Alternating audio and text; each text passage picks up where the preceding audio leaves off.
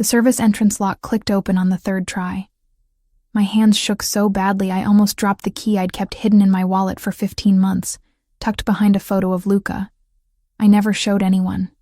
I never thought I'd use it. Never thought I'd come back here. But I was out of options. Luca stirred against my chest, his small body warm through the carrier strapped to me. 6 months old. Too young to understand that men with dead eyes had been following us. Too innocent to know his mother had spent the last 6 hours running through back alleys and switching subway lines until my legs gave out and my mind went blank with terror. Most of those hours weren't even in New York. Boston had been a hiding place, until it wasn't. Until a single morning turned my quiet streets into a trap. I ditched my phone, paid cash for a last-minute ticket south, and kept Luca's carrier turned inward so no one could get a clean look at his face. By the time the train dumped me into the city, I was already moving on instinct, switching lines, cutting through alleys, counting exits, praying I could stay one step ahead. I pushed through the door into the kitchen I used to know by heart. Everything looked the same. Marble countertops, stainless steel appliances that reflected dim security lights. The espresso machine I'd used every morning for 3 years sat in the exact same spot. My old life. The one I'd burned to the ground. Luca made a small sound, not quite crying but close. He needed water. I needed to mix his formula. Needed to think.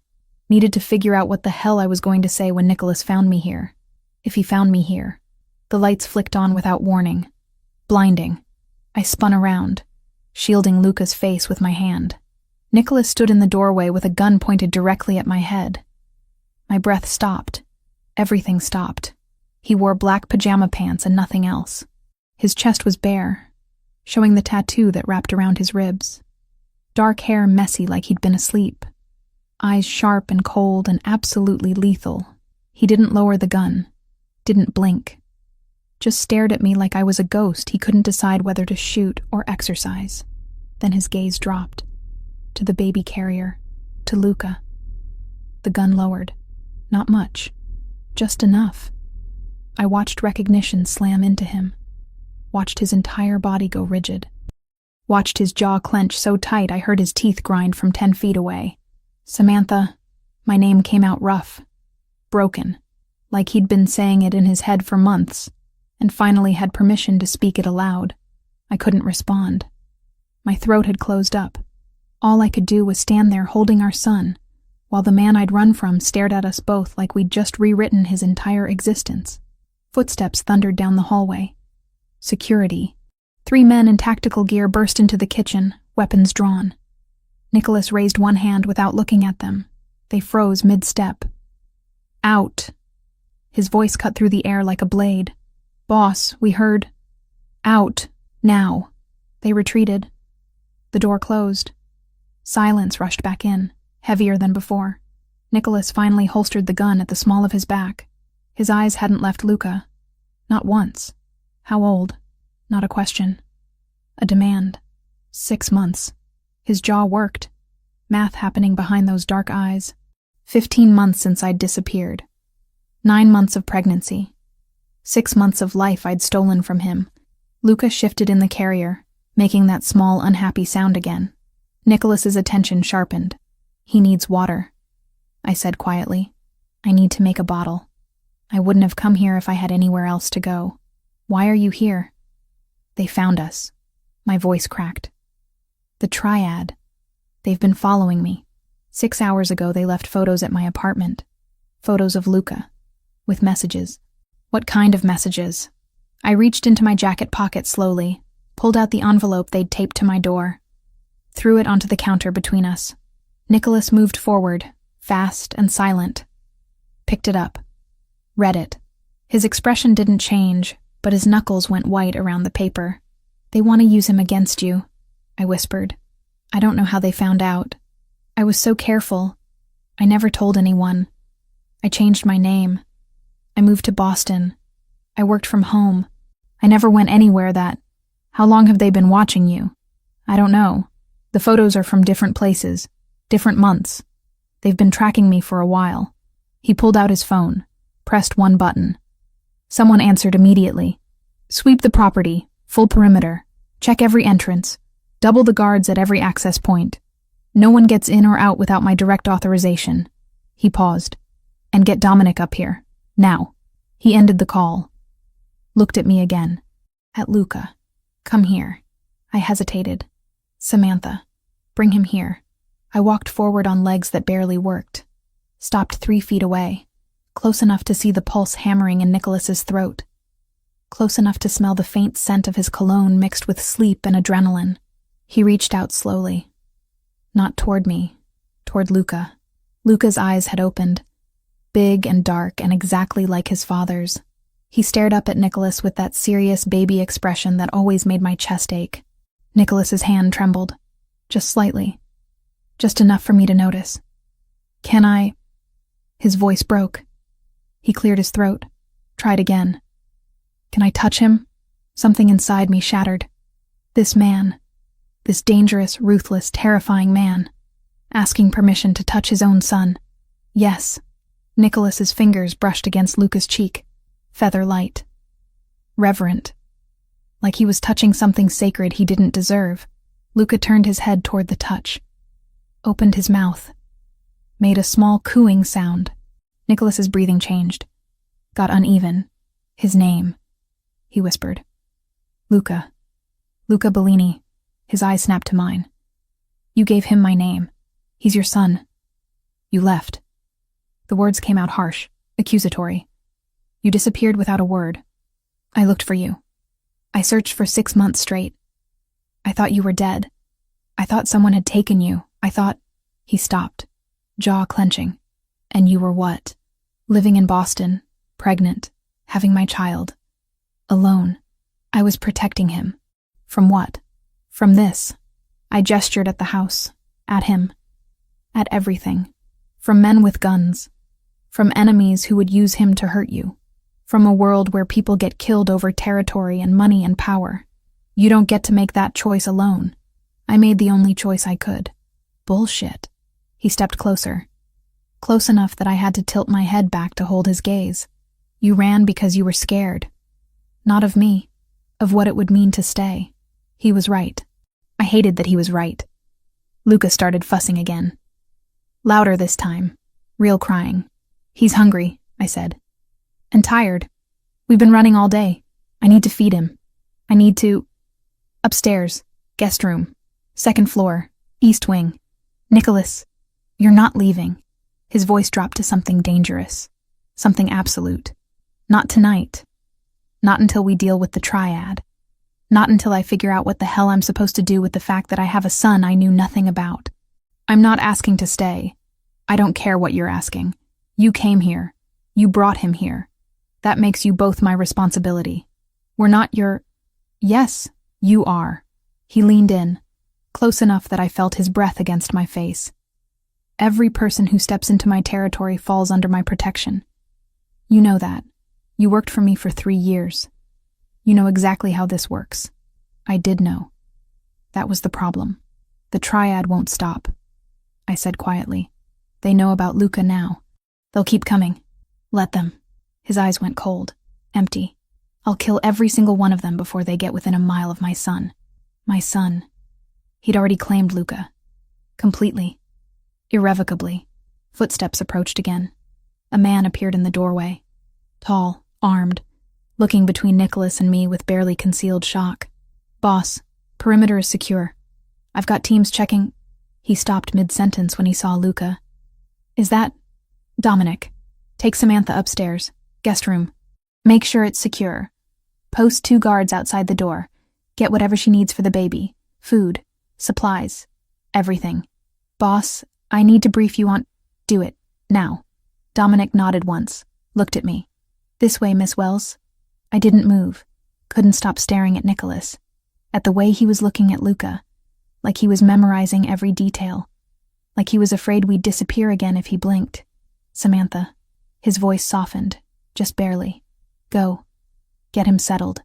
I'll handle the security situation. We'll talk after." "About what?" "Everything." He finally looked at me again. "About why you left.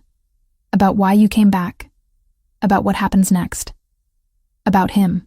Luca had quieted down, staring at Nicholas with wide eyes. like he recognized something, like some part of him knew. I turned and followed Dominic out of the kitchen. Up the stairs, down hallways I used to walk every day, past rooms I used to clean and organize, and pretend belonged to a normal life. The guest room was massive. King bed, private bathroom, windows overlooking the garden I'd helped plan 2 years ago. "I'll be right outside," Dominic said. "Anything you need, just ask." "Thank you." He left. The door closed, and suddenly I was alone with Luca in Nicholas Bellini's house, exactly where I'd sworn I'd never be again. I unstrapped the carrier, lifted Luca out. He was crying again, for real this time. Exhausted and hungry and overwhelmed. "I know, baby," I whispered, sitting on the edge of the bed. "I know. I'm sorry. I'm so sorry." I pulled out the bottle I'd mixed hours ago. Lukewarm now, but he didn't care. He latched on immediately, drinking fast, his little hands curling into fists. Downstairs I heard voices, orders being given, security protocols activating. The machine of Nicholas's world grinding into motion to protect us, to protect his son. I looked down at Luca, at his dark hair, his serious eyes, the way his tiny fingers gripped my thumb while he ate. He looked so much like his father, it hurt. I'd spent 6 months trying to convince myself that leaving had been the right choice, that raising Luca alone and safe was better than raising him here, surrounded by danger. But tonight, when those men had found us, when I'd seen their faces and their cameras and their threats, I'd known the truth. I couldn't protect him alone. Not from this, not from Nicholas's world. So I'd come back. To the one man I'd spent 15 months trying to forget. The one man who could keep our son safe. The one man I'd never stopped loving. Luca fell asleep 20 minutes after I fed him. I laid him down in the center of the massive bed, surrounded by pillows like a fortress. He looked impossibly small against the white sheets. Vulnerable. Innocent. Everything I'd tried to protect him from was happening anyway. I sat on the floor with my back against the bed, knees pulled to my chest, listening to the sounds of Nicholas's house coming alive around me. Footsteps in hallways, radios crackling, orders being executed with military precision. The door opened without a knock. Nicholas stepped inside and closed it behind him. He'd put on a black t-shirt, but his feet were still bare. His hair was pushed back from his face, revealing the sharp angles I used to watch when I thought he wasn't looking. He glanced at the bed, at Luca sleeping peacefully. "Is he okay?" "He's exhausted. We both are." Nicholas walked closer. Not to me, to the bed. He stood there for a long moment, just staring at our son. His hands opened and closed at his sides like he didn't know what to do with them. "He has my eyes," he said quietly. "I know. My hair." "Yes. Does he?" He stopped, started again. "What's he like when he's awake?" The question hit me harder than it should have. He was asking because he didn't know, because I'd stolen that from him. He's serious. He doesn't smile much yet, but when he does, it's everything. He likes being held. He doesn't like loud noises. He's starting to reach for things, grab things. He found his feet last week, and now he's obsessed with them. Nicholas listened to every word like I was handing him pieces of gold. Does he cry a lot? Only when he's hungry or tired. He's actually really calm. Almost too calm sometimes. Like me. Yes, like you. Silence stretched between us. Heavy, loaded. Nicholas finally looked at me. Really looked at me. Not at Luca. Not at the situation. At me. "We need to talk. Downstairs. Dominic will stay outside the door. Luca will be safe." I didn't argue. I stood up slowly, my body aching from hours of running, followed him out of the room. Down the hallway. Down the stairs. Into his office. The same office where I used to bring him coffee every morning. Where I'd organize his files and take his calls and pretend my hands didn't shake every time he stood too close. He closed the door. Locked it. Walked to the bar and poured 2 glasses of whiskey.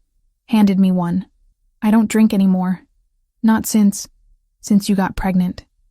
His voice was flat. "With my child. The one you never told me about." I set the glass down. "I'm not here to defend myself." "Then why are you here?" "I told you. The triad found us. That's why you came back, not why you left. I looked at him, at the tension in his shoulders, at the way his jaw was locked tight, at the fury he was barely controlling. You want to have this conversation now? Tonight? While there are men out there who want to hurt our son? Yes, I want to have it now. Because I've been waiting 15 months for answers and you're finally standing in front of me. Fair enough. I took a breath, let it out slow. 15 months ago. That night. After the deal with the Russians. When you almost got shot. I remember. You came back to the house covered in blood. Not yours. You were shaking. I'd never seen you shake before. His eyes darkened. You brought me water. Sat with me until I calmed down. You talked. You never talked to me before. Not really. But that night you told me things. About your father. About how you inherited this life. About how everyone around you wanted something from you except me. I meant it. I know. That's what scared me. I wrapped my arms around myself. You looked at me like I was the only real thing in your world. And then you kissed me. You kissed me back. I did. And we spent the night together. And it was, my voice cracked. It was the best night of my life, and the worst. Because when I woke up next to you, all I could think about was what happened next. Nicholas moved closer. Not touching me. Just closer. What do you mean? You live in a world where people die, Nicholas. Where enemies come to your house. Where negotiations happen with guns on the table. I'd watched it for 3 years. Watched you bury friends. Watched you come home bleeding. Watched you turn cold because that's the only way to survive. You knew what I was when you started working for me. Knowing something and living it are different things. When it was just me, I could handle it. I could keep my distance, stay professional. But that night changed everything. Because suddenly I wasn't just your assistant anymore. I was someone you'd been vulnerable with. Someone you'd let in. And that terrified you. Yes, I met his gaze. 2 weeks later, I found out I was pregnant. And I had to choose. Stay here and raise a child in this world. Or leave and give him a chance at something normal. So you ran. I protected him. Nicholas's hand shot out, gripping the edge of his desk so hard his knuckles went white. You protected him from me. No. I protected him from this. I gestured at the office. At the house. At everything it represented. From the men who would use him against you. From the enemies who would target him to hurt you. From a life where he'd grow up watching his father leave every day, not knowing if he'd come back. That wasn't your decision to make alone. What was I supposed to do? Come to you and say I'm pregnant, what's your plan? You would have locked me in this house, put guards on me, treated me like an asset instead of a person. I would have protected you, by making me a prisoner, by keeping you alive. He turned to face me fully. You think I don't know what you did? You moved to Boston, changed your name, got a job as a freelance editor under Sarah Mitchell, rented a studio apartment in Dorchester, cut contact with your sister Ashley, told her you were traveling Europe when really you were 20 minutes from giving birth in a hospital alone. My stomach dropped. How do you? I found you, 3 months after you disappeared. I had your location, your new name, everything. The room tilted. You found me? I found you, and I made a choice, to let you go. I couldn't breathe. Why? Because you wanted out. You'd made it clear by leaving. And He stopped. His jaw worked. I told myself if you wanted to be free of me that badly, I'd give you that, even if it killed me. Tears burned behind my eyes. I didn't want to be free of you. I wanted to be free of the danger. There's no difference. They're the same thing. He was right. They were the same thing. Being with Nicholas meant accepting the violence, accepting the risk, accepting that any day could be the last. I couldn't do it, I whispered.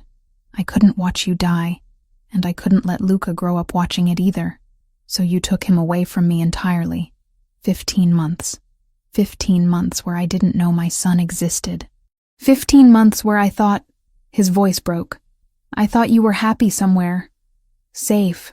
Starting over. And all that time you were raising my child alone. I'm sorry. Sorry doesn't give me back the first 6 months of his life. Sorry doesn't let me hold him when he was born. Sorry doesn't let me hear his first sounds or see him smile for the first time or... He stopped, breathed hard. You had no right. I had every right. He's my son, too. And mine. Nicholas moved so fast I didn't have time to react. He was in front of me, hands gripping my shoulders, eyes burning into mine. He's mine, Samantha. You don't get to decide I'm not fit to be his father just because my world is dangerous. You don't get to erase me. I wasn't trying to erase you. Then what were you doing? Surviving. The word came out broken. I was surviving, trying to give him the safest life I could, even if it meant you weren't in it. His grip tightened, then loosened, then dropped completely. He stepped back, running both hands through his hair. The triad, he said finally. Tell me everything. I told him. About the photos taped to my door. About the men I'd seen following me for the past week. About the feeling of being watched that I'd tried to convince myself was paranoia. They want leverage, Nicholas said. They're moving on the port territory. They need something to force my hand. Will it work? He looked at me like I'd lost my mind. Do you really think I'm going to let anyone touch my son? What about me? The question hung between us. Dangerous. Important. You're the mother of my child, Nicholas said slowly. That puts you under my protection. Permanently. Whether you like it or not. I'm not asking you to. I don't care what you're asking. This is how it works. You came back. You brought Luca back. That makes you both mine to protect. For how long? Until the threat is eliminated. And after that? His eyes met mine. Cold. Final. After that, we figure out custody. Visitation. Whatever keeps Luca safe and gives him what he needs. Which is? Both of his parents. The words hit me like a physical blow. Both of his parents. Not me alone. Not him alone. Both. I don't know how to do this, I admitted quietly. Neither do I, but we don't have a choice anymore. He moved toward the door, unlocked it, paused with his hand on the handle. You stay here, in this house, until I say otherwise. You don't leave. You don't contact anyone. You do exactly what I tell you to keep Luca safe. Understood? Nicholas, do you understand? I swallowed hard. Yes. Good. He opened the door. Get some sleep. Tomorrow we start dealing with the triad. And after that, he looked back at me. After that, you and I are going to have a much longer conversation about the last 15 months. He left. The door closed behind him.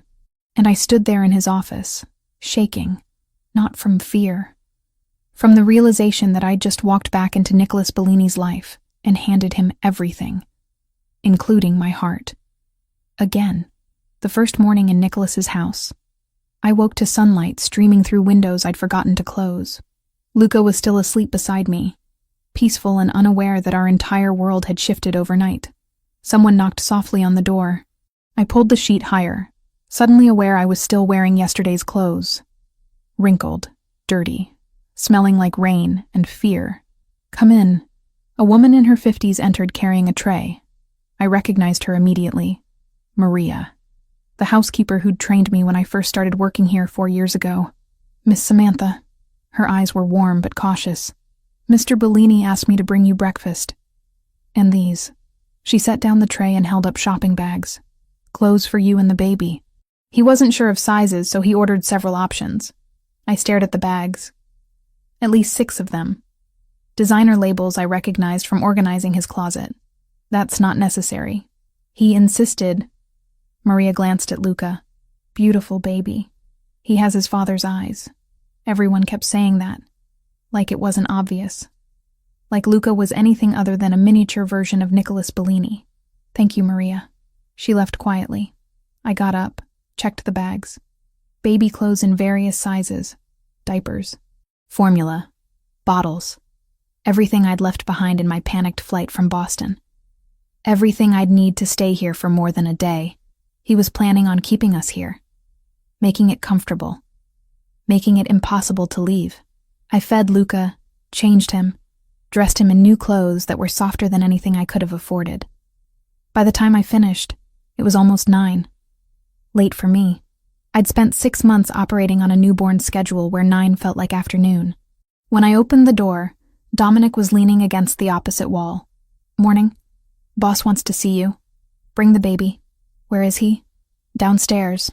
Main living room." I followed him down, carrying Luca against my shoulder. The house looked different in daylight. Brighter. More exposed. I could see the upgrades that had happened since I left. New security panels. Reinforced doors. Cameras in corners I didn't remember. Nicholas stood by the windows overlooking the garden. He wore dark jeans and a gray sweater. Casual. I'd rarely seen him casual. He turned when he heard us enter. His eyes went straight to Luca. Did he sleep? Most of the night. He woke up twice for bottles. "You should have called someone. You don't have to do it alone anymore." The words landed strange. You don't have to do it alone anymore. Like he was already taking ownership. Already inserting himself into routines I'd built without him. I'm used to it. That's the problem. He moved closer. Not to me. To Luca. "Can I hold him?" My arms tightened instinctively. Protective. Irrational. Nicholas noticed. Of course he noticed. He noticed everything. "I'm not going to hurt him, Samantha." "I know. I stopped. Took a breath. He doesn't know you yet. Then he needs to learn." Nicholas held out his arms. Confident. Patient. Waiting. I transferred Luca carefully. Supported his head. Made sure Nicholas had him secure before I let go completely. Nicholas held our son like he was made of glass. Arms stiff. Body tense. Like he was terrified of dropping him or breaking him or doing something wrong. Luca stared up at him. Silent. Studying this stranger with serious, dark eyes. "Hi," Nicholas said quietly. Awkwardly. He stopped.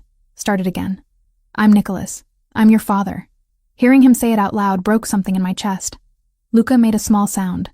Not crying. Just a noise. Nicholas's entire face transformed. Not a smile exactly. Something deeper. Something that looked like wonder and terror and love all at once. "He's so small," Nicholas whispered.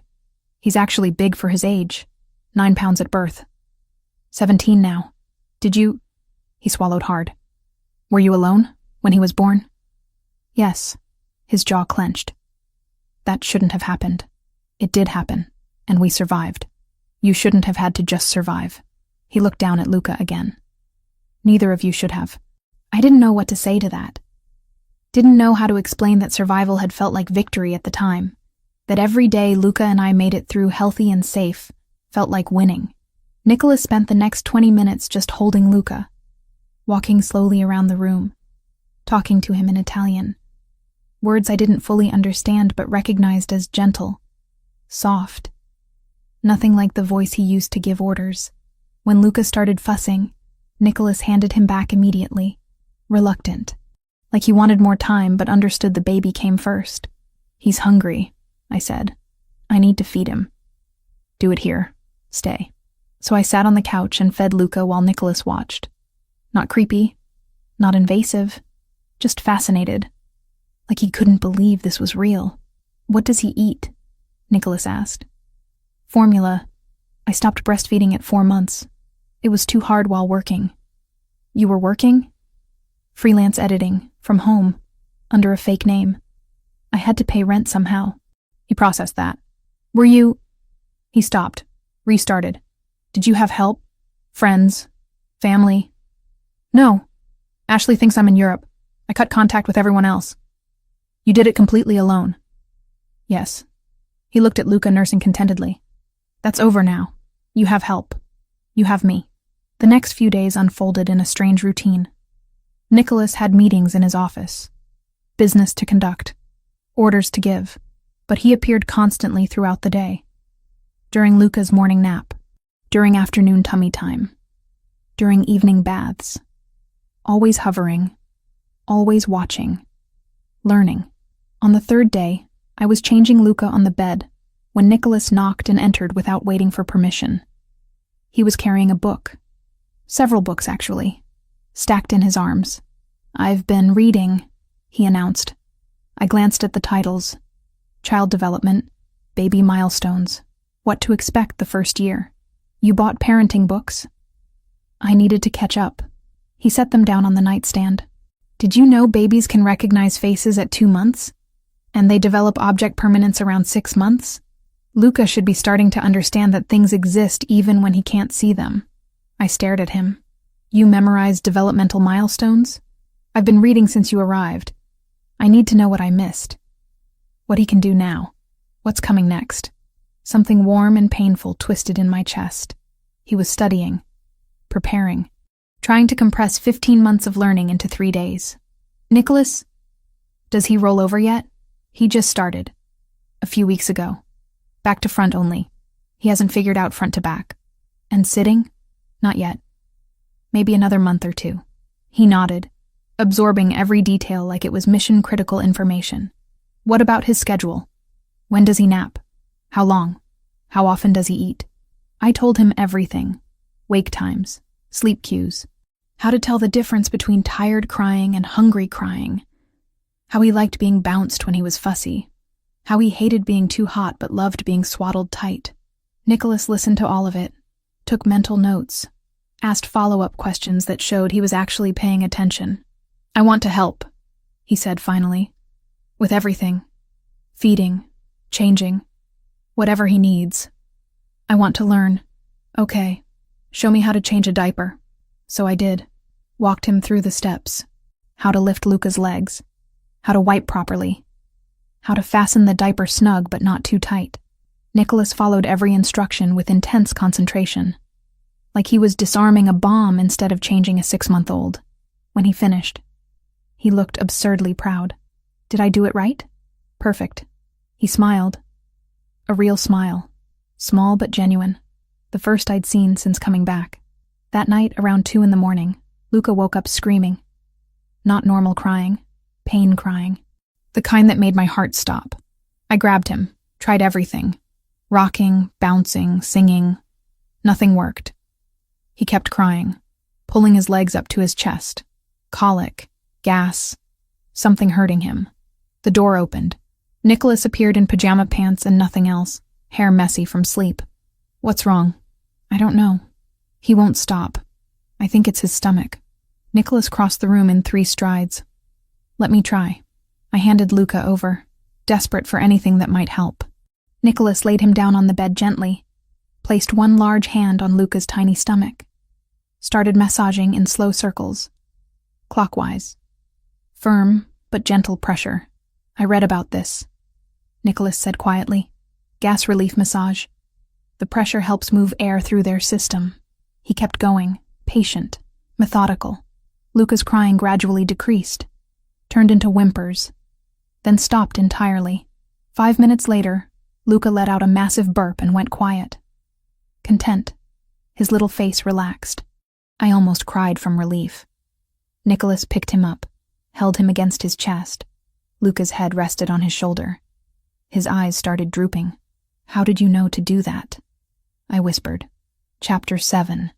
Common Discomforts and Solutions. He looked down at Luca. I read all of them. Multiple times. I needed to be ready. Ready for what? For this. For him. For whatever he needs. His eyes met mine. Dark and serious. I missed 6 months. I can't get that back. But I can make sure I don't miss anything else.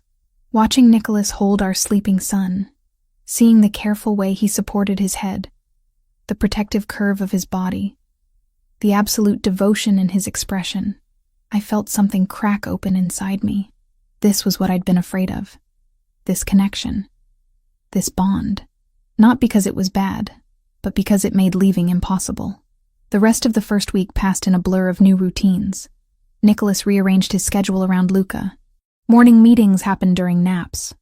Phone calls got cut short when the baby woke up. Business that used to consume him became secondary to watching his son discover his hands. By day 7, they had their own rhythm. Nicholas did morning diaper changes. I did feedings. He did afternoon playtime while I showered or napped. We took turns with evening bath time, like we were a family, like we'd been doing this together from the beginning. One evening, I came downstairs to find Nicholas on the living room floor. Luca was on his back on a blanket, kicking his legs. Nicholas lay beside him, propped on one elbow, watching. He smiled, Nicholas said without looking at me. A real smile, not gas. I was talking to him and he smiled. He's been doing that for a few weeks now. But he smiled at me. He sounded awed, humbled. His first smile with me. I sat down beside them. Watched Luca grab his feet and shove them toward his mouth. Watched Nicholas laugh softly when Luca made happy baby noises. "You're good at this," I said quietly. "At what?" "Being his father." Nicholas went still. "I don't know what I'm doing. I'm making it up as I go. That's what parenting is. None of us know what we're doing. We just try not to break them. I won't break him." He reached out. Let Luca grab his finger. "I'll protect him from everything, everyone, for the rest of my life." I believed him. That was the terrifying part. I believed Nicholas Bellini would burn the entire world down if it meant keeping Luca safe. "He needs you," Nicholas said, still watching Luca. "You're his mother. You're everything to him. But he needs me too. And his voice roughened. I need him. I didn't know what was missing until I saw him, but now I do, and I can't lose it. I can't lose either of you." The words hung in the air between us. Heavy, true, impossible to take back. I wanted to tell him he wouldn't lose us. Wanted to promise we'd figure this out somehow, but I didn't know how to make promises I couldn't guarantee keeping. So instead, I watched our son play with his father's hand. Watched Nicholas's face soften in ways I'd never seen before. Watched a ruthless Mafia boss turn into someone gentle and careful and completely devoted. And I wondered if leaving had ever really been an option at all. The second week started with a routine that felt almost normal. Almost. If you ignored the armed guards at every entrance. If you ignored the security cameras tracking every movement. If you ignored the fact that we were essentially prisoners in a gilded cage. Luca didn't notice any of it. He was happy. Fed. Safe. Learning to love his father. I was the one who couldn't relax. Who jumped at every unexpected sound. Who checked the windows obsessively even though I knew Dominic and his team had the perimeter locked down. Nicholas noticed. He always noticed. "You need to eat more," he said at breakfast on day 8. Luca was in a bouncer seat between us, gnawing on a teething ring.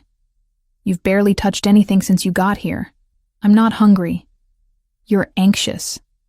"Of course I'm anxious. There are people out there who want to hurt our son, and there are 20 armed men between them and him. Stop worrying." Easy for him to say. He'd lived with this kind of threat his entire life. I hadn't. I'd spent 6 months believing distance would keep us safe. Now I knew better. The delivery truck arrived at noon. Standard weekly supply run. Food, household goods. Baby supplies I'd requested through Maria. I watched from the upstairs window as 2 of Nicholas's men inspected it. Routine. Normal. Except it wasn't. 15 minutes later, Dominic burst into the living room where I was playing with Luca on the floor. His face was grim. "Where's the boss?" "Office." "Why?" "What's wrong?" He didn't answer. Just pulled out his radio and spoke rapidly in Italian. 2 more guards appeared, positioning themselves at the doors. My stomach dropped. "Dominic." "What happened?" "Stay here. Don't leave this room." He disappeared. I heard footsteps, shouting, the house erupting into controlled chaos. I grabbed Luca, held him against my chest. He made a confused sound, sensing my fear. "It's okay, baby. It's okay." Nicholas appeared in the doorway 5 minutes later. His face was carved from stone. Cold. Lethal. The man I'd seen in business negotiations. The man who made people disappear. He was carrying a manila envelope. "What is that?" I asked. He didn't answer. Just crossed the room and handed it to me. My hands shook as I opened it. Inside were photographs. Dozens of them. All of me. Me 7 months pregnant, walking out of my Boston apartment. Me at a prenatal checkup. Me at the grocery store with a newborn Luca in a carrier.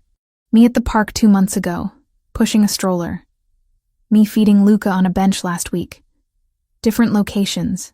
Different months. Different seasons. It felt like they'd been watching me forever. Like the moment I tried to disappear, they were already there. I didn't know how far back it truly went. only that they had Luca in their sights. Oh God. The envelope slipped from my hands. Photos scattered across the floor. They knew. They knew the whole time. Nicholas knelt beside me, started gathering the photos with controlled movements. The package was in the supply truck, hidden under the floorboards. They wanted us to find it. Why? What do they want? Leverage. He stood, photos clenched in his fist. There's a note. They want a meeting. They want to negotiate territory. And they're making it clear they know exactly what to threaten if I don't comply. The port. Yes, the shipping routes I control. They've been trying to move in for months. I've blocked them at every turn. His jaw clenched. Now they think they have a way to force my hand. I looked down at Luca, at his innocent face, at his complete trust that I'd keep him safe. What are you going to do? Handle it. That's not an answer. Nicholas's eyes met mine. Dark. Dangerous. I'm going to find every single member of the triad cell that's been following you. And I'm going to eliminate them. Permanently. That's insane. You can't just... Yes, I can. He moved to the window, phone already in his hand. Dominic, get everyone in the conference room. Now. I want locations on every triad operative in the city. I want surveillance on their safe houses. I want everything. He paced while he talked, giving orders in English and Italian, mobilizing his entire organization, preparing for war. I sat on the floor with Luca, watching, terrified, because this was my fault. I'd brought this danger here. I'd led them straight to Nicholas. How long have they known? I asked when he ended the call. About me and Luca. About the connection to you. Nicholas was quiet for a moment. Then he pulled out his phone again, scrolled through something. I had my tech team trace the metadata on these photos. Most are recent, within the last month, but some are older, from when I was pregnant. Those were taken from public sources. Security footage from your apartment building, traffic cameras. They went back and collected them after they identified you. He looked up. 3 weeks ago, one of their informants was reviewing old security footage from this property. Routine surveillance they do on all the major families. He saw you, recognized you from more recent surveillance they'd been running in the North End, made the connection. So they didn't know about Luca from the beginning? No. They tracked you retroactively, pulled rental records, apartment applications, built a timeline, realized you'd disappeared right around the time you stopped working for me. Put it together. His voice went cold. They've been actively watching you for 3 weeks, planning, waiting for the port conflict to escalate. Then they made their move. 3 weeks. Not 15 months. The relief was tiny but real. They hadn't been tracking my entire pregnancy, hadn't been waiting that long.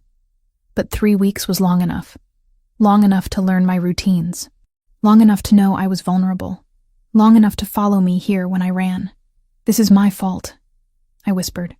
I led them right to you. No. They would have found us eventually. That's how this works. But Samantha. He knelt in front of me. This is not your fault. You were trying to protect Luca. You didn't know they were watching. None of this is on you. Then why does it feel like it is? He didn't have an answer for that. Nicholas spent the next 4 hours in his office. I could hear him through the walls. Voice low and dangerous. Orders being given. Resources being mobilized. Plans being made. I stayed in the living room with Luca. Fed him. Changed him. Played with him. Pretended the world outside wasn't falling apart. Maria brought dinner. I couldn't eat it. By 11, Luca was asleep in his crib upstairs. I was pacing the hallway outside his door. Guards at both ends. Cameras watching. But I couldn't shake the feeling that it wasn't safe. That nowhere was safe. I went to check on him for the 3rd time in an hour. Stood by the crib. Watched his chest rise and fall. So small. So defenseless. The panic hit without warning. Chest tight. Breath short. Vision narrowing. I stumbled out of the room. Made it to the hallway before my legs gave out. Slid down the wall, gasping. Trying to breathe. Trying to think. Trying to do anything except feel the crushing weight of terror. Footsteps.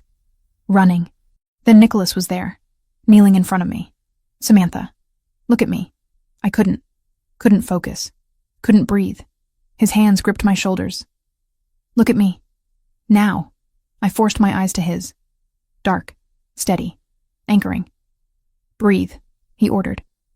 "In through your nose, out through your mouth. With me," he demonstrated. I tried to follow.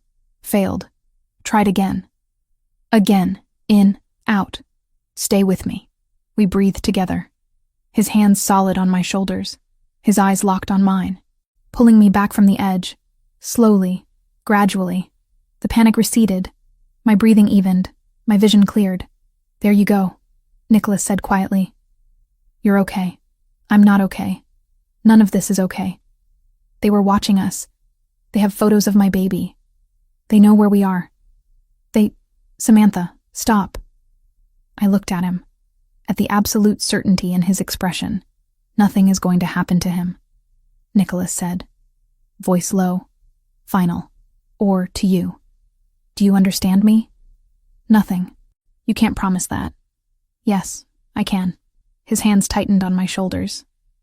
"I have 20 men on this property, 50 more on call. Every resource I possess is dedicated to finding the people who threatened my son.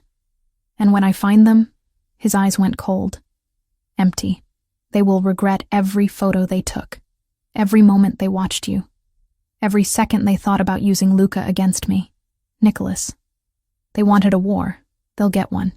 But it won't be the war they expected. It'll be over before they realize they lost." He stood, pulling me up with him. We were close. Too close. His hands still on my shoulders. My hands somehow on his chest. Breathing his air.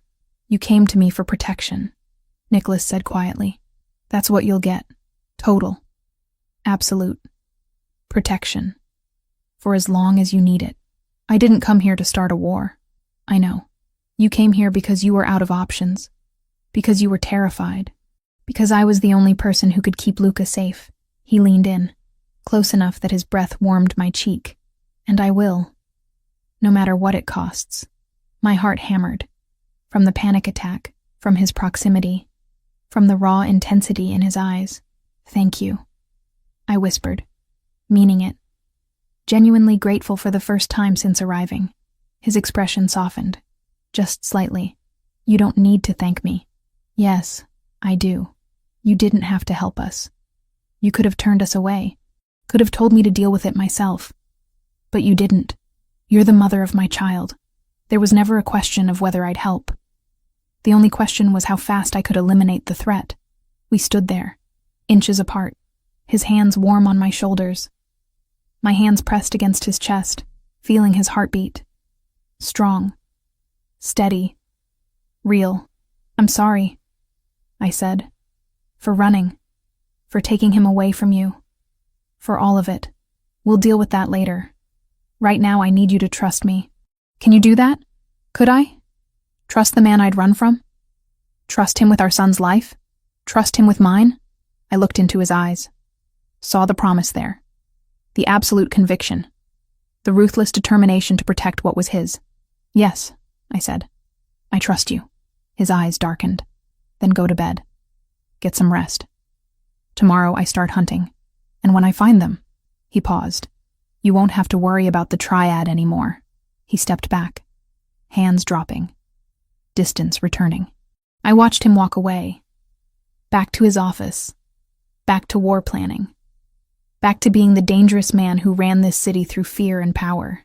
But for just a moment, in that hallway, he'd been something else, something protective and solid and safe.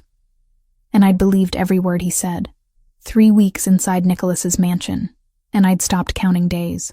Started counting moments instead. Luca's first laugh.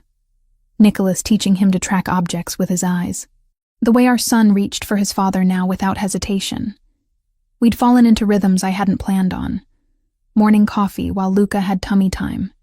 Shared meals where Nicholas cut my food without being asked because I was holding the baby.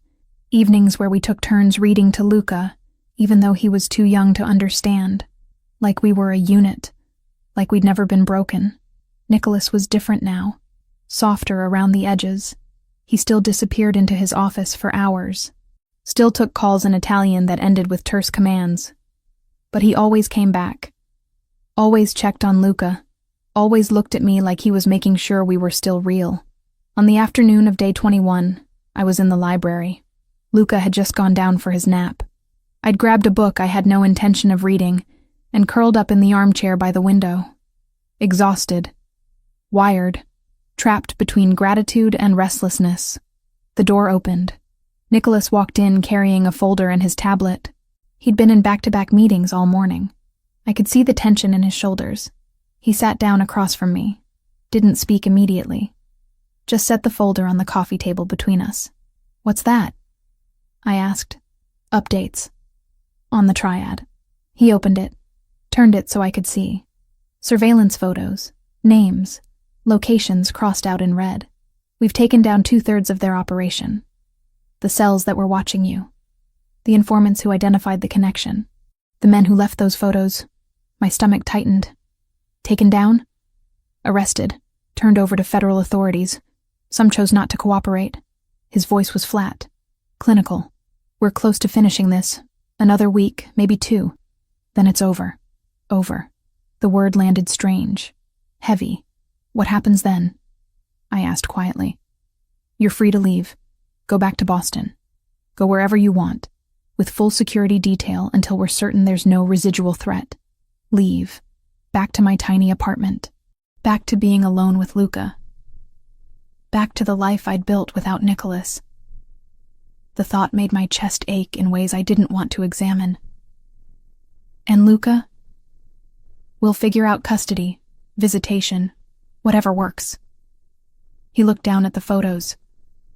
"I won't take him from you, but I won't be cut out of his life either. We'll find a balance." Balance. Shared custody. Dividing time with our son between 2 separate lives. It made sense. It was rational. It was what co-parents did.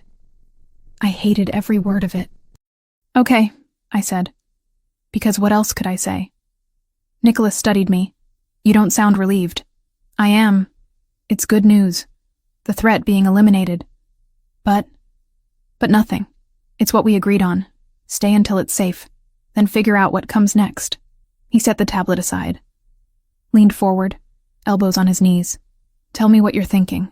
"I don't know what I'm thinking. I'm tired. I'm overwhelmed.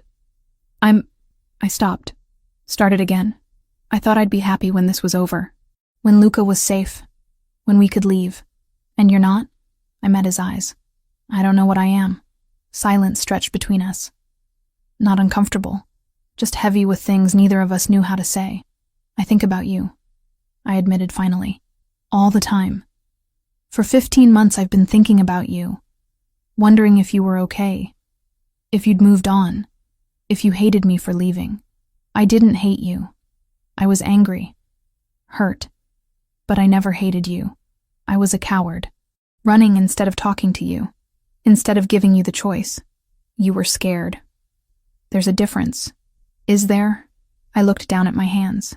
I told myself I was protecting Luca. And I was. But I was also protecting myself. From having to watch you leave every day not knowing if you'd come back. From having to explain to our son why his father's world is dangerous. From falling more in love with you when I knew it couldn't last. The confession hung in the air. Raw. True. Nicholas stood, crossed to my chair, knelt in front of me so we were eye level. "After you left," he said quietly, "I worked constantly. 18-hour days. 20 when I could manage it. Anything to avoid going home to the empty house where you used to be. Nicholas, let me finish. I threw myself into business, into territory disputes and negotiations, and everything I could find to distract myself. And then one day, 6 months later, I was at a restaurant meeting with suppliers. A woman walked past. Brown hair, your height. For a second I thought," his voice roughened, "I thought it was you. And when I realized it wasn't, I couldn't breathe. My throat tightened. After that, it kept happening. I'd see someone who looked like you from behind, or hear a laugh that sounded close, or smell your perfume on a stranger, and every time I'd look, every time I'd hope." He reached up, cupped my face gently.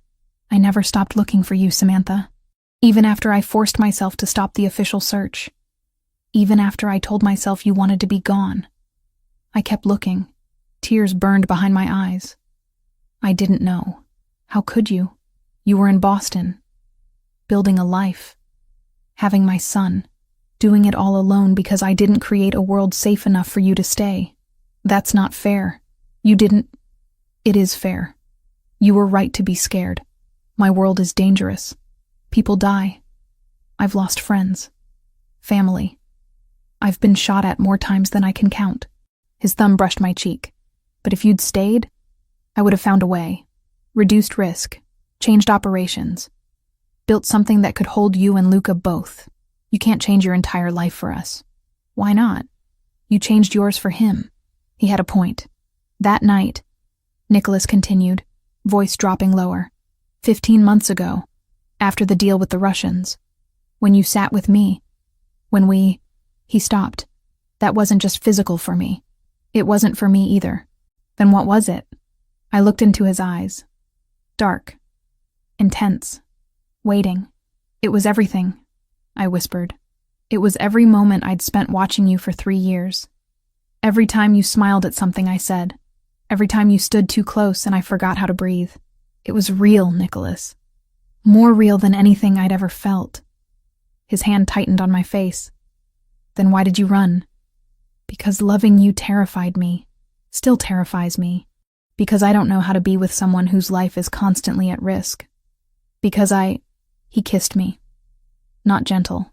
Not tentative. Desperate and consuming and full of 15 months of missing each other. I gasped against his mouth. He took advantage. Deepening the kiss. His hands moved to my hair. My hands found his shoulders. Gripping. Pulling him closer. We broke apart, breathing hard. Was that real? Nicholas asked, voice rough. Or fear? Real, I said. God, so real. He kissed me again. Harder this time. I stood, pulling him with me. We crashed together, all the tension and longing and unspoken words translating into touch. He walked me backward until my legs hit the sofa. We fell onto it tangled together. His hands everywhere. Mine matching his urgency. Clothes disappeared. I didn't know how. Didn't care. All that mattered was skin on skin. His weight pressing me into the cushions. The sound of his breathing. The way he said my name like a prayer. We made love with 15 months of separation compressed into every movement. Urgent. Intense. Reconnecting in the most primal way possible. When it was over, we lay tangled together. My head on his chest. His arms wrapped around me. Hearts hammering in sync. I never stopped loving you. I whispered into the silence. I left. I hid. I built a life without you, but I never stopped. His arms tightened. You're the only real thing in my life. You and Luca. Everything else is business. Territory. Power. Things that don't matter. But you... He pressed his lips to my hair. You matter. You've always mattered. I tilted my head back to look at him. What are we doing? I don't know. But I know I don't want you to leave. Nicholas, stay. Not because of the threat. Not because you have nowhere else to go. Stay because you want to. Because this, he gestured between us. Whatever this is, it's worth figuring out. I wanted to. God, I wanted to so badly it physically hurt. I'm scared, I admitted. So am I.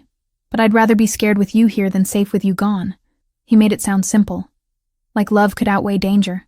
Like choosing each other was enough. Maybe it was. Okay, I said quietly. Okay? I'll stay. We'll figure it out. Together. His expression transformed. Not quite a smile. Something deeper. Relief and joy and disbelief all at once. He kissed me again. Softer this time. Gentler. Like he was sealing a promise. Upstairs, through the monitor on the table, Luca started making small waking up sounds. We both looked at the device, then at each other. We should... I started. Yeah, we should. But neither of us moved. Just stayed tangled together on the sofa in the library where everything had finally broken open between us. Where we'd finally stopped running. 4 in the morning, I woke to silence that felt wrong. Too heavy, too complete. Then the alarm screamed. I bolted upright, heart already racing. Luca started crying in his crib across the room. The emergency lights bathed everything in red. The door burst open. Nicholas stood there in tactical gear, a rifle in his hands. Blood streaked across his shirt. Not his blood. I could tell by the way he moved. Get Luca. Now. I didn't ask questions. Grabbed Luca from his crib, held him against my chest. He was screaming, terrified by the noise and the lights, and my fear bleeding into him. Nicholas crossed the room in 3 strides. Took my arm. Pulled us into the hallway. Gunfire erupted from somewhere below. Close. Too close. The sound made Luca shriek harder. This way. Nicholas moved fast, keeping his body between us and the stairs. 2 of his men appeared, flanking us. Weapons raised, eyes scanning. We went down a hallway I'd never noticed before. Nicholas pressed his palm against what looked like a blank wall. A panel slid open, revealing stairs leading down into darkness. Go. Fast. I went. Nicholas right behind me. The panel closed with a heavy metallic sound that felt final, like a coffin lid. The stairs were steep, concrete, lit by strips of emergency lighting. I held Luca tight, trying not to slip, trying to keep him from hitting the walls in the narrow space. At the bottom was a room, steel door, reinforced walls, a panic room. Of course Nicholas had a panic room. He opened it with a code punched so fast I couldn't follow, pushed us inside. The space was bigger than I expected. 15 by 20 feet. Monitors showing security feeds. Supplies stacked against one wall. A small bathroom in the corner. Stay here. Don't open this door for anyone except me or Dominic. Nicholas, what's happening? They're inside. 8 men, maybe more. They disabled part of the perimeter system. His jaw clenched. They're making their move. Another burst of gunfire above us. Closer than before. I heard shouting in a language that wasn't English. Nicholas pulled out his phone. Started barking orders in Italian, coordinating, commanding. His voice was cold, clinical. The voice of a man who'd done this before. Luca was still crying. Inconsolable. I bounced him, sang under my breath, tried everything. Nothing worked. He could feel my terror. Babies always knew. Nicholas ended the call, looked at us, at Luca screaming in my arms, at me shaking so hard my teeth chattered. He crossed the room, took Luca from me gently, held him against his chest, one large hand cradling his head. Shh, sweetheart. You're safe. I promise. You're safe. His voice was different with Luca. Soft, steady, anchoring. Luca's cries gradually decreased, turned into hiccuping sobs. Nicholas kept talking to him in Italian, rocking slightly, projecting calm he probably didn't feel. Above us, the gunfire intensified. Rapid bursts. Return fire from Nicholas's men. Shouting. The sounds of war happening directly over our heads. I wrapped my arms around myself. Tried to breathe. Tried not to imagine what was happening up there. Who was dying? Who would win? Nicholas handed Luca back to me. Our son had quieted, thumb in his mouth, eyes wide and wet. I need to coordinate from here. Watch the monitors. Direct my men.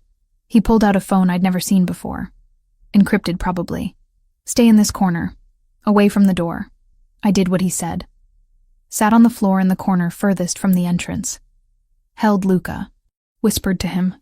Promised him things I wasn't sure I could deliver. Nicholas stood by the monitors, phone pressed to his ear. I watched him work. Watched him direct teams. Call out positions. Order flanking maneuvers. He was fighting a war from underground while covered in someone else's blood. 20 minutes passed. 30. The gunfire was constant at first. Then sporadic. Then isolated shots. Then silence. The silence was worse than the noise. Nicholas was still on the phone. His voice had gone quieter. More controlled. He was listening more than talking now. Finally, he lowered the phone. Looked at me. They neutralized 7 of them. The 8th is gone. Got out through the east perimeter before we could lock it down. Gone where? I don't know yet. But he's injured. Left a blood trail. We're tracking him now. He made more calls, gave more orders. I heard names, addresses, commands to mobilize teams across the city. Then Dominic's voice came through the phone. I couldn't hear the words, but I saw Nicholas's face change. Go hard. Cold. The leader? He said into the phone. Pause. You're sure? Pause. Send me the location. He ended the call. Stood there for a moment. Then he turned to me. The man who escaped is the cell leader, the one who ordered the surveillance on you, who sent the photos, who planned this attack. Where is he? Bleeding out in a warehouse in Brooklyn. My men have him cornered, but he's armed, desperate. He knows if we take him alive, he'll never see daylight again. I understood what he wasn't saying. Nicholas had to go. Had to finish this personally. Had to eliminate the threat permanently. How long will you be gone?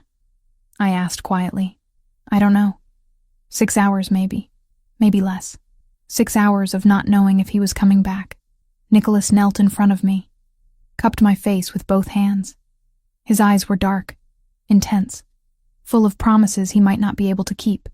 I will come back, he said. I will end this. And when I do, you and Luca will never have to be afraid again. You can't promise that. Yes, I can. He leaned in, pressed his forehead to mine. I love you. I should have said it before, in the library, after everything. But I'm saying it now. I love you, Samantha. I love our son, and I will do whatever it takes to keep you both safe. Tears spilled down my cheeks. I love you too. He kissed me, hard and desperate, and full of everything we might not get to say later. When he pulled back, his thumbs wiped away my tears. Dominic will be right outside this door. 4 other men are stationed at the access points. You don't open it for anyone except them or me. Understood? Yes. He touched Luca's head. His hand trembled slightly. Just enough for me to notice. Be good for your mama, sweetheart. I'll be back soon. Then he stood, checked his weapon, walked to the door, looked back once. I love you, he said again, like he needed me to hear it one more time. Like he needed to say it before walking into danger. Come back to us. Always. The door closed, locked, and I was alone with Luca in a concrete room, while Nicholas went to hunt the man who'd threatened our family. I sang to Luca, nursed him when he got hungry, changed his diaper, tried to maintain some semblance of normal routine in the most abnormal circumstances possible. The monitors showed the house, blood on marble floors, bullet holes in walls, bodies being moved out by men in tactical gear, the aftermath of violence. 1 hour passed, 2, 3. Dominic knocked on the door, spoke through it. Mrs. Wells, just checking in. Are you and the baby okay? We're fine. Any word from Nicholas? He's on site. Closing in. Should have an update soon. Soon. The word meant nothing, and everything. I paced the small space. Luca had finally fallen asleep, exhausted from crying. I laid him on a blanket on the floor. Watched his chest rise and fall. So innocent, so unaware that his father was out there fighting for our survival. 4 hours, 5. The phone on the wall rang. I jumped, grabbed it. Samantha. Dominic's voice. He's on his way back. ETA 20 minutes. He's injured but mobile. Injured. The word made my stomach drop. How bad? He didn't say, but he's conscious and walking. That's good. I waited. Counted every minute, every second. Luca woke up, fussed, went back to sleep. Finally, footsteps outside. The lock clicked. The door opened. Nicholas stood there, covered in blood. More than before. So much more. His shirt was torn, showing a gash across his ribs. Deep. Still bleeding. His face was pale, but his eyes were alive. It's over, he said, voice rough, exhausted. He's dead. The cell is eliminated. The threat is gone. I handed Luca to one of the guards who'd appeared behind Nicholas. Ran to him. He caught me, wincing, but holding tight. You're hurt. It's not bad. You're bleeding everywhere. I've had worse. I pulled back to look at him. Really look. The cut on his ribs was bad. The kind that needed stitches. Probably a lot of stitches. There were other cuts. Bruises forming. Signs of a fight that had been brutal. You need a doctor. I need to make sure you're okay first. He touched my face. Are you? Is Luca? We're fine. We're safe. Because of you. His eyes closed briefly, relief flooding his expression. Good. That's all that matters. Dominic appeared in the doorway. Boss, medical team is upstairs. We need to get that looked at. Give me a minute. You're bleeding through your shirt. I said give me a minute. Dominic retreated. Nicholas pulled me closer, ignoring the blood and the pain and everything else. I meant what I said. He whispered against my hair. I love you, and now that this is over, we can figure out what comes next. Together. Together. The word felt like a promise. Like a future. Together. I repeated. He kissed me. Gentle this time. Careful of his injuries. Then he let me go. Picked up Luca from the guard who was holding him. Cradled our sleeping son against his chest. Let's go upstairs, he said. Let's go home. We climbed out of the panic room. Through the hallway. Up to the main floor. The house looked like a war zone. But it was over. The threat was eliminated. We were safe. Nicholas was stitched up in his office by a doctor who asked no questions. 17 stitches in his side, 5 in his shoulder, multiple contusions. But nothing life-threatening. Nothing that wouldn't heal. I sat beside him the entire time, holding his hand when he winced, watching the careful way they cleaned and closed the wounds. When it was done, when the doctor left, when we were finally alone, Nicholas pulled me onto his lap carefully.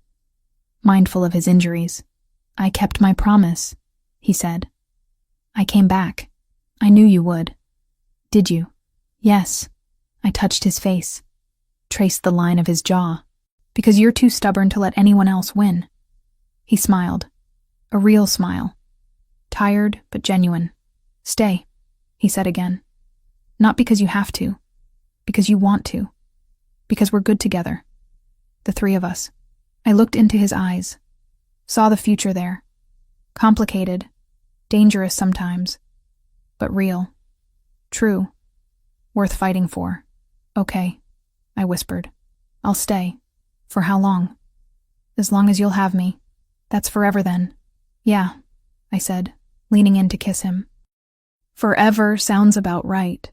3 weeks after the attack, Nicholas sat across from me at breakfast with papers spread between our coffee cups. Luca was in his bouncer, gnawing on a teething ring and watching us with serious dark eyes. It's done, Nicholas said, tapping one of the documents. The main triad faction agreed to terms. They disavow the rebel cell that came after us. We maintain our current territories. They stay in theirs. No expansion on either side. Just like that? They're fine with you killing their people? The people I killed were acting without authorization, freelancing. The main organization didn't sanction the attack on my family. He looked up. They're calling it an internal discipline issue. Officially, we're at peace. Peace.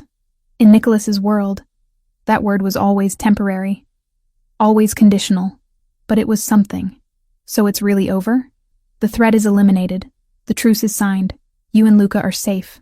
He reached across the table, took my hand. We can start living instead of just surviving. I looked down at our joined hands. His thumb traced circles on my palm. A simple gesture that felt impossibly intimate after everything we'd been through. I need to call my sister, I said quietly. Ashley. She still thinks I'm in Europe. She probably thinks I'm dead or missing by now. Then call her. Today. Explain everything. She's going to be furious. Let her be furious. You're alive. That's what matters. I made the call that afternoon. Stood in Nicholas's office with my hand shaking while the phone rang. Ashley picked up on the second ring. Samantha? Oh my God, Samantha, is that really you? It's me. I'm so sorry. I'm so sorry I disappeared. I can explain everything. You've been gone for over a year. I thought, her voice cracked. I thought something terrible happened to you. I kept calling. I kept trying to find you. Why didn't you answer? Because I was hiding. From dangerous people. And I had a baby. Silence. Long and heavy. You what? I have a son. His name is Luca. He's 7 months old. And his father is... I looked at Nicholas standing by the window. His father is someone I used to work for. Someone complicated. Someone I love. I told her everything. About Nicholas. About running.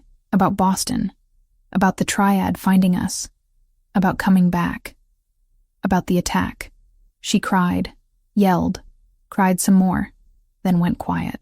"Where are you now?" she asked finally. "New York. With Nicholas. It's safe here. I want to meet him. And Luca. I want to see for myself that you're okay." "When?" "This weekend. I'm flying out Friday. You're not disappearing on me again, Samantha. Not ever again." Ashley arrived 3 days later. Nicholas sent a car to pick her up from the airport. She walked into the house looking exhausted and angry, and relieved all at once. Then she saw Luca in my arms, and her face crumpled. "Oh, Sam. He's beautiful. You want to hold him?" She took him carefully. Luca studied her with that serious expression he got from his father.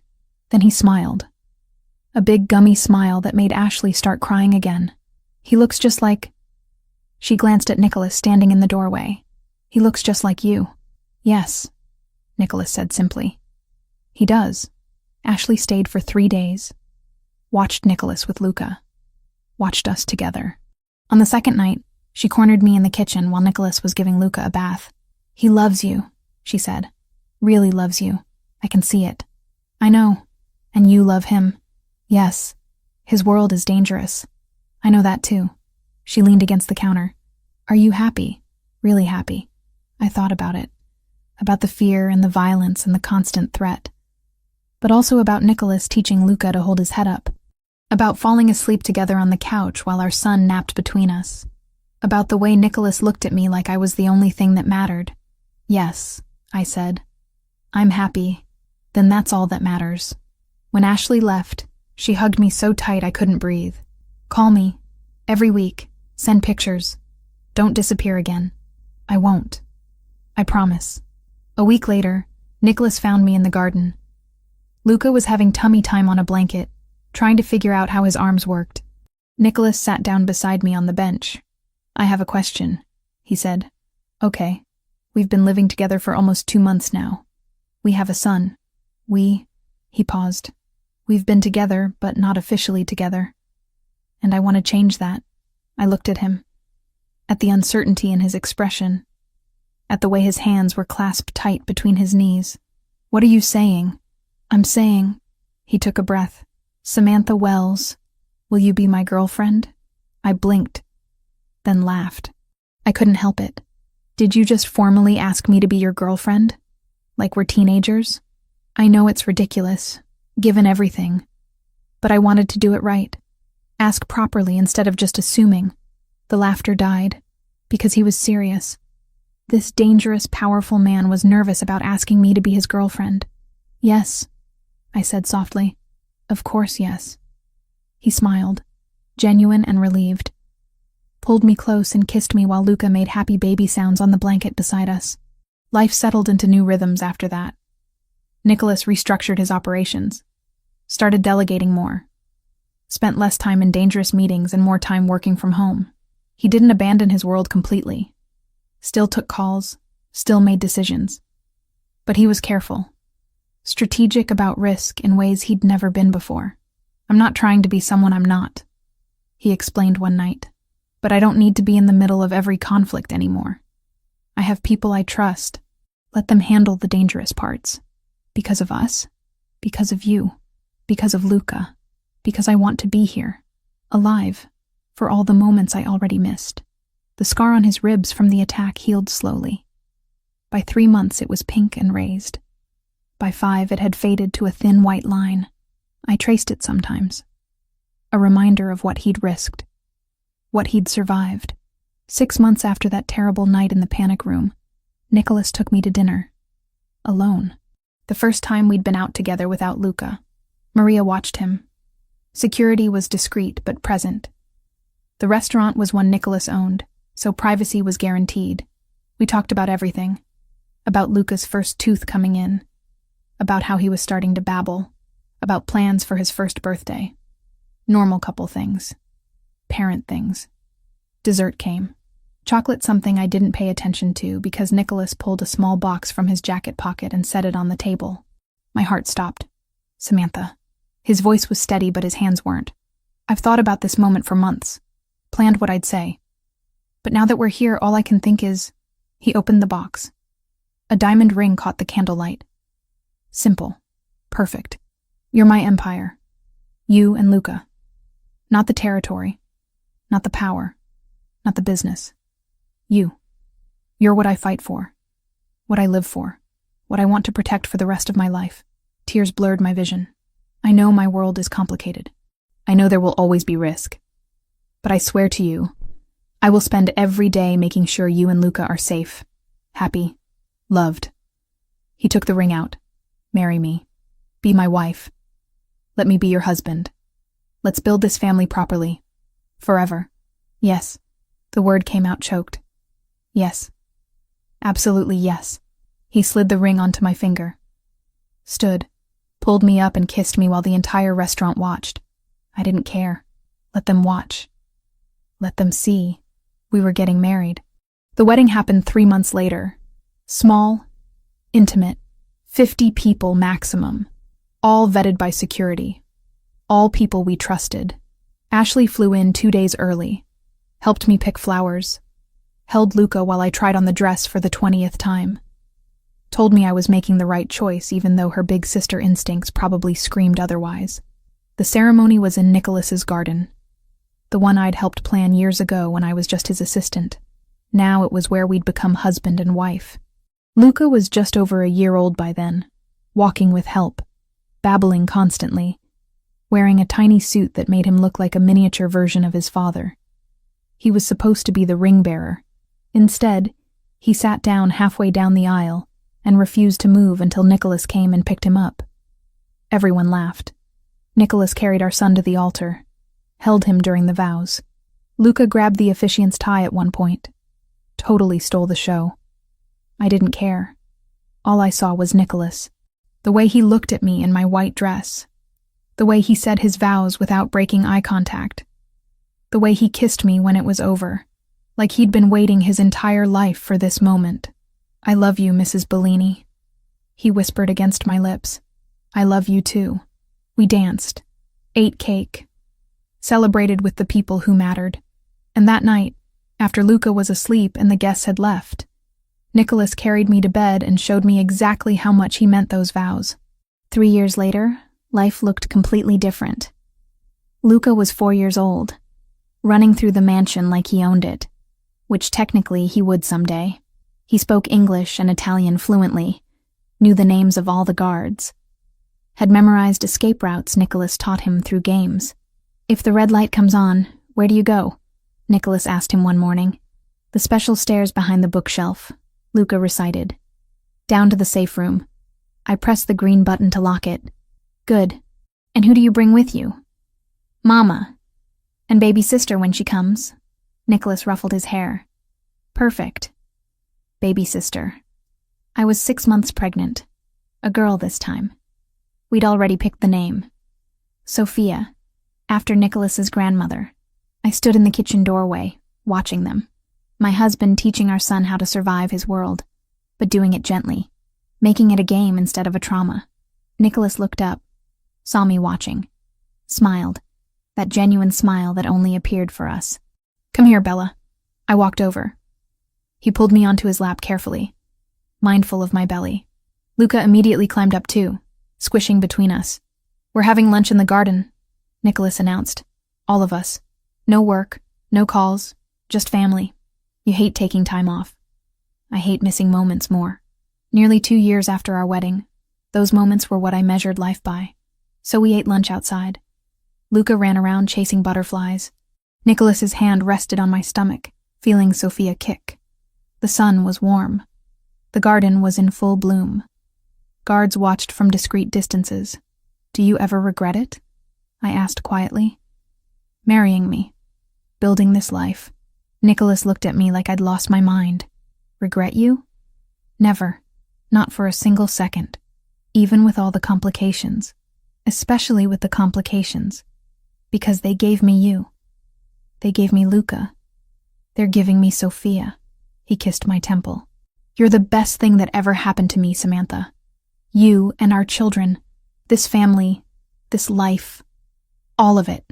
Luca ran back to us. Dad, come play. In a minute, little one. Now, please. Nicholas laughed, stood, let our son drag him toward the flower beds. I watched them play. Watched Nicholas pretend to be scared when Luca roared like a dinosaur. Watched him scoop our son up and spin him until Luca shrieked with laughter. This was the man the city feared. The man who'd eliminated an entire triad cell to protect us. The man who still made people nervous when he walked into a room. But here, in our garden, with our son in his arms and our daughter growing inside me, he was just Nicholas. Just a father. Just a husband. Just mine. And I knew, without any doubt, that coming back had been the right choice. Running had been fear. Staying was love. Mama, Luca called. Come play with us. I stood, one hand on my belly. Walked over to my family. Nicholas caught my hand, pulled me close. I love you, he said. For the 1,000th time, like he'd never stop saying it. I love you too. Luca grabbed both our hands, pulled us deeper into the garden, into our life, into the future we were building together. Dangerous sometimes, complicated always, but ours. Completely and forever ours. The end.